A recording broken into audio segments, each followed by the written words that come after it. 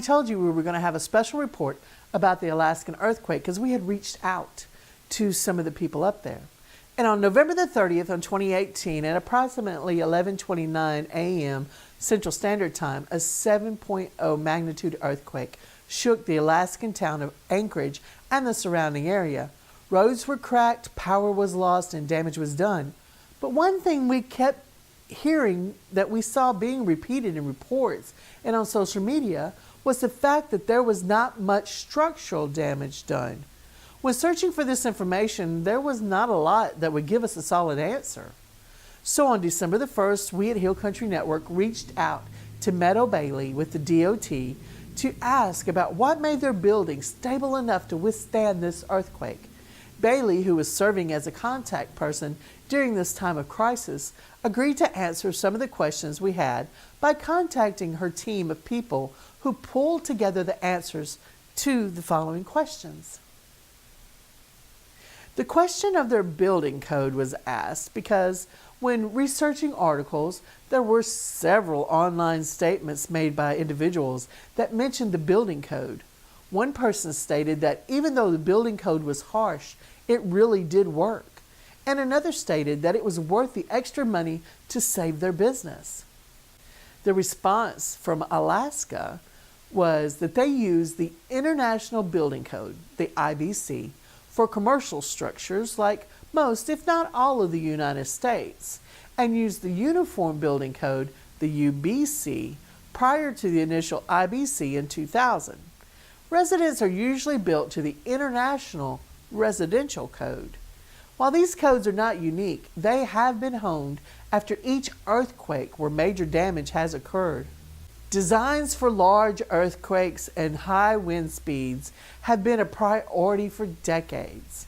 Many older and substandard buildings in Alaska were removed from the inventory by the 9.2 magnitude earthquake in 1964.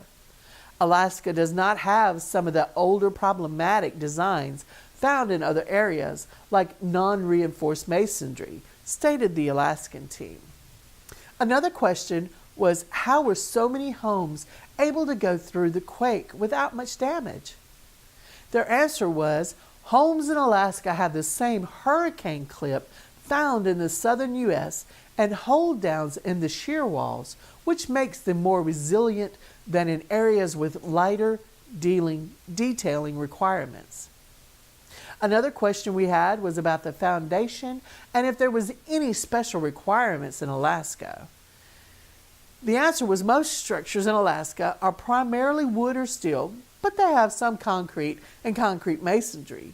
But due to the seismic design requirements, they are more stringent dealing requirements in Alaska, similar to those required in California.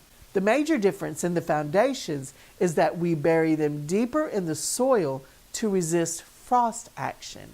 Other than the IBC, the International Code Council, the ICC, which references documents defining design loads written by the American Society of Civil Engineers, is also used to help with structure stability. The state of Alaska does not adopt structural requirements as do some states. Primarily it is to define loads, but does address local construction practices. The team also said, additionally, Alaska's larger cities and towns have strong building department code officials, plan reviewers, and construction inspectors. The larger cities have their own code ordinances in place. Together, they provide an additional oversight on building and structural standards, states Bailey. The buildings in Alaska are earthquake ready. This should be of interest in our part of the world because, according to the website ready.gov/earthquakes, even though earthquakes can happen anywhere, the higher risk areas include California, Alaska, and the Mississippi Valley.